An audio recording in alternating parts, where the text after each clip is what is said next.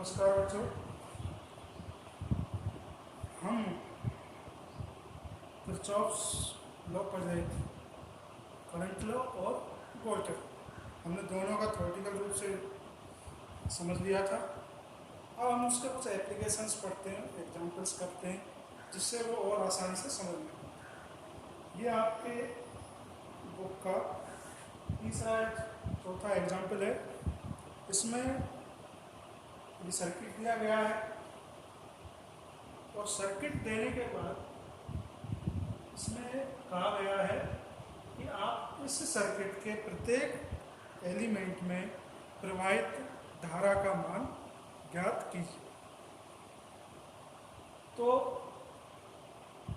अब आप इसमें ये सोचेंगे कौन सा लॉ लगाएं, भाई करंट लॉ लगाएं या वोल्टेज लॉ लगाएं। तो आप इसमें कंफ्यूज होने की कोई ज़रूरत नहीं है, आप कोई सा भी लॉ लगाइए और उसके बाद आप इसको सॉल्व कर सकते हैं, दोनों से हो जाए।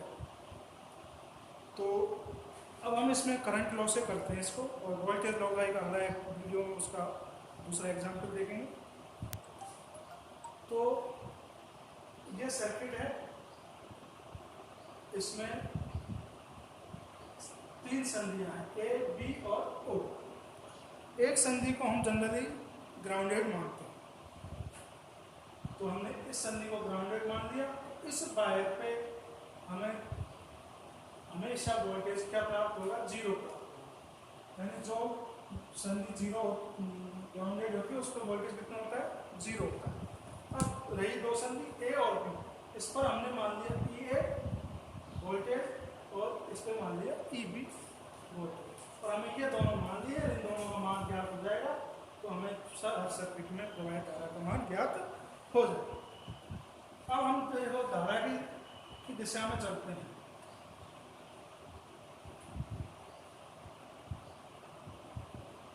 ये बैटरी है, ये प्लस से रहा है, ये माइनस से रहा है। धारा की डायरेक्शन माइनस से प्लस की ओर होती है, इस तरह से। ठीक है, मान लीजिए इसमें से धारा प्रवाहित हो रही है I1, और इस वायर में से प्रवाहित होकर धारा I1 यहाँ पहुंच गई।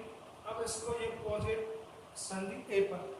अब एक पर पहुंचने पर इसको दो रास्ते मिले, एक तो ए ओ और ए बी। अब ये दो भागों में बढ़ जाएगी, दो रास्तों में बढ़ती कैसे, हमने पढ़ा था करंट डिवीजन लॉ में कि जिधर प्रतिरोध का मान अधिक होता है उधर धारा कम प्रवाहित होती है, क्योंकि उसको ज़्यादा प्रतिरोध का सामना करना पड़ता है, इसलिए उधर धारा कम जाती है। जिधर जो कम होता है अधिक धारा उस तरफ जाती है। उसको हम अभी जब मान निकालेंगे तो वो हमें अभी वेरीफाई हो जाएगा। तो मान लीजिए इधर धारा चली गई I2, I1 में से I2 इधर चली गई, इधर कितनी बच गई, I1 माइनस I2। ठीक है भाई। अब यहाँ I2 चली गई तो अब ये बी पॉइंट पे पहुंची, बी संधि पे पहुंची, बी जंक्शन पे। अब इधर मान लीजिए ये भी दो भागों में बढ़ेगी, तो ये इधर चली गई I3, और इधर क्या बची, फिर I2 में से I3 इधर चली गई तो इधर बच जाएगी I2 माइनस I3। ठीक है भाई, ये काम आपको पहले कर लेना है सर्किट सोल्व करते समय। अब हम जंक्शन ए पर देखते हैं।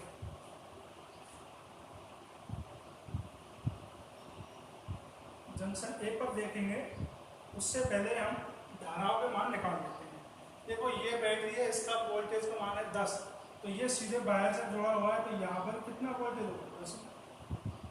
तो ये सीधा वायर है, तो ये इस पॉइंट पर वोल्टेज कितना होगा, 10 होगा। तो I1 का मान क्या होगा, I1 का मान इसके सिरे पर उत्पन्न विभवांतर अपॉन ये प्रतिरोध। इसके सिरे पर विभवांतर कितना उत्पन्न हुआ, 10 माइनस EA। इधर 10 है इधर E है, दोनों का अंतर अपॉन 2A। तो 10 माइनस EA अपॉन 2। ठीक है भाई, ये तो हो गया हमारा I1 का। ऐसे ही I2 का मान निकालेंगे, तो इसके सिरे पर विभवांतर इधर EA है, ये इधर EB है, तो I2 का मान क्या निकलेगा, EA माइनस EB अपॉन 2। ठीक है भाई, इसके सिरे पर मान था EA minus EB upon 2, I2 का मान। I3 का मान, इसके सिरे पर मान था इधर EB इधर 0, तो EB माइनस 0 अपॉन 2। तो ये क्या बन गया, यहाँ से 0 को और हम सिंप्लीफाई करें तो EB अपॉन 2। ठीक है, अब जरा इसका इस धारा का मान निकाल, इसमें कौन सी प्रवाहित है, I1 माइनस I2।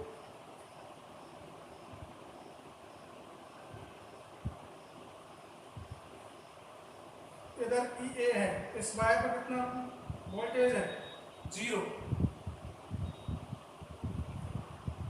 और इसका मान 1, तो ये आ गया हमारा EA। ठीक है भाई, इस पे देखना जाए EB, इधर भी वोल्टेज 0 है, तो I2 minus I3, EB minus 0 upon 1। ठीक है, अब हमारे पास सभी धाराओं के मान उपलब्ध है। अब हम इसमें किरचॉफ्स लॉ लागू करेंगे।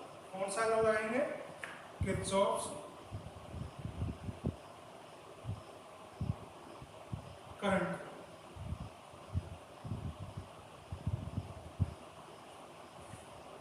इस पे जंक्शन ए।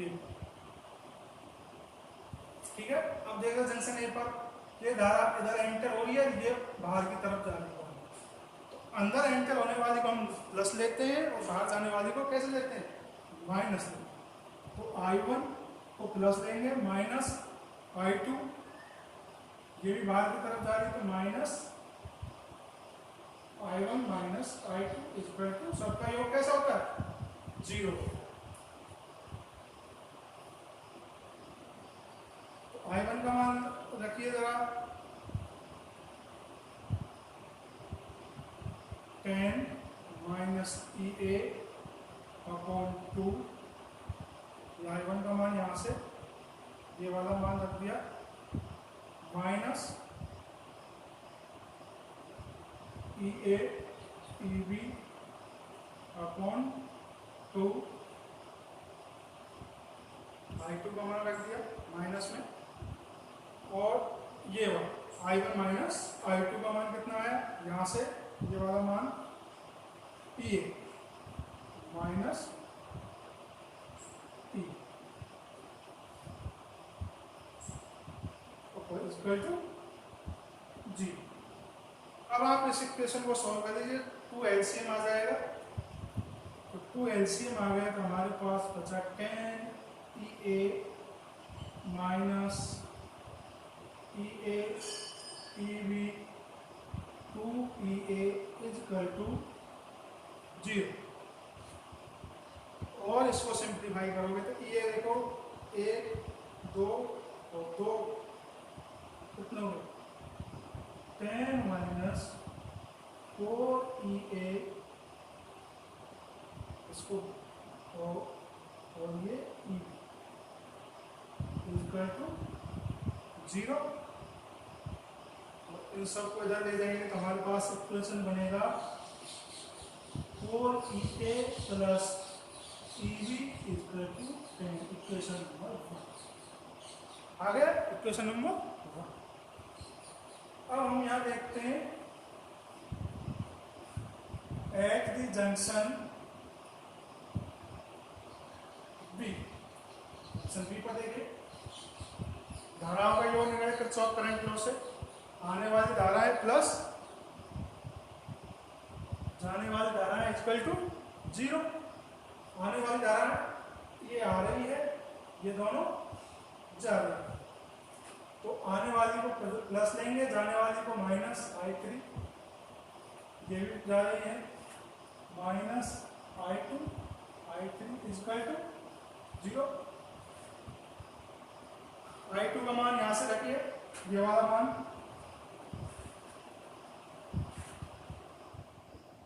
EA EB अपॉन 2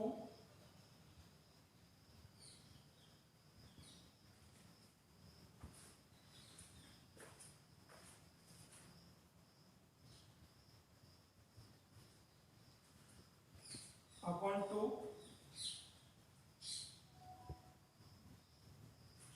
I3 का मान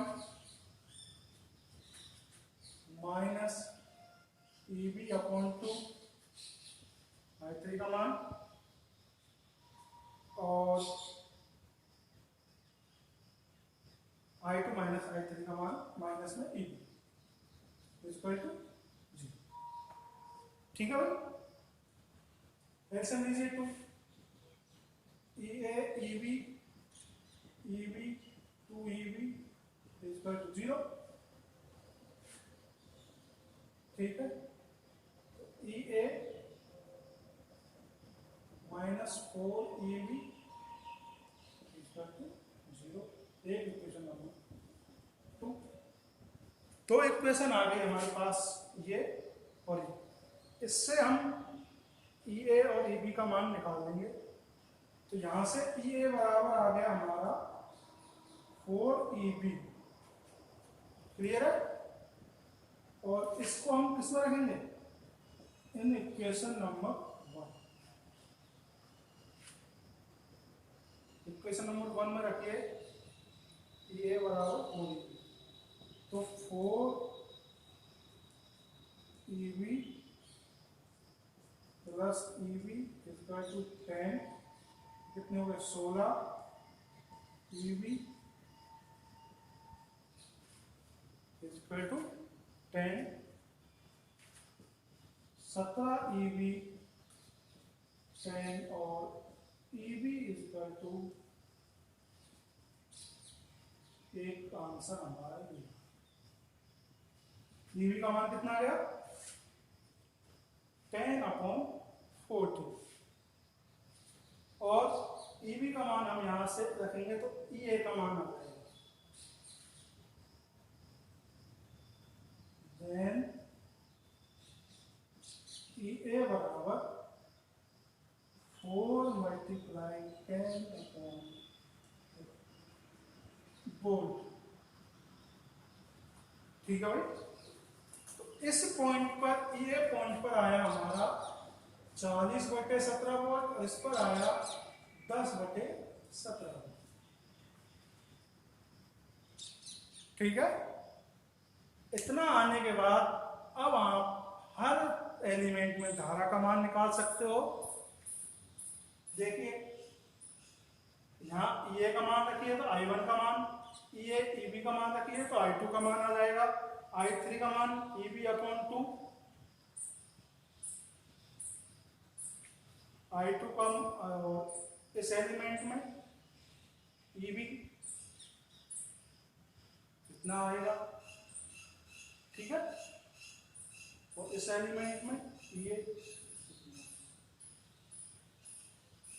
ठीक है, अब हमारे पास EA EB के मान उपलब्ध है तो I1 I2 I3 के मान और I1 माइनस I2 के और I2 माइनस I3 के मान आसानी से निकल आएंगे। यानी कि अब हमारे पास हर एलिमेंट पर धारा का मान निकाल सकते हैं, धारा की डायरेक्शन निकाल सकते हैं। यदि पॉजिटिव डायरेक्शन आ रही है तो हमने जो डायरेक्शन दी थी वही डायरेक्शन धारा की डायरेक्शन है। पॉजिटिव मान आ रहा है तो यदि नेगेटिव आ रहा है तो मान लीजिए हमने ये डायरेक्शन दी थी तो नेगेटिव आने पर उसकी डायरेक्शन कैसे रहेगी? इधर की तरफ रहेगी। हमने ये वाली डायरेक्शन दी थी, यदि I2 का मान नेगेटिव आता तो उसकी डायरेक्शन इस तरफ रहेगी। ठीक है भाई, और अब आप यहाँ से इस सर्किट की पूरी चीजें बता सकते हो क्वेश्चन में। इस पॉइंट पर कितना वोल्टेज है, इस पॉइंट पर 0 तो है ही, माना था तो 0 है। इस पर कितना है, यहाँ पर कितना है, इसमें कितनी धारा प्रवाहित हो रही है, प्रवाहित धारा का दिशा कौन सी है, मान कितना है। आप अब इसमें से सारा एनालिसिस कर सकते हो। तो अगला जो वीडियो होगा वो वोल्टेज लॉ का होगा, उसको दूसरा एग्जाम्पल लेंगे, बुक का एग्जाम्पल लेकर उसमें हम किरचॉफ वोल्टेज लॉ से उसको सॉल्व करेंगे। क्वेश्चन आपका एग्जाम्पल ही आने वाला है और कंपटीशन एग्जाम में भी इसी तरह क्वेश्चन आता है, बोल देता है इसमें बताइए धारा का मान क्या है। ठीक है, धन्यवाद। और इस तरह के क्वेश्चन आप जितने क्वेश्चंस करोगे उतनी ही आपको इसमें समझ में आएगा और उतनी ही अच्छे से आप क्वेश्चंस को सॉल्व कर पाओगे। धन्यवाद।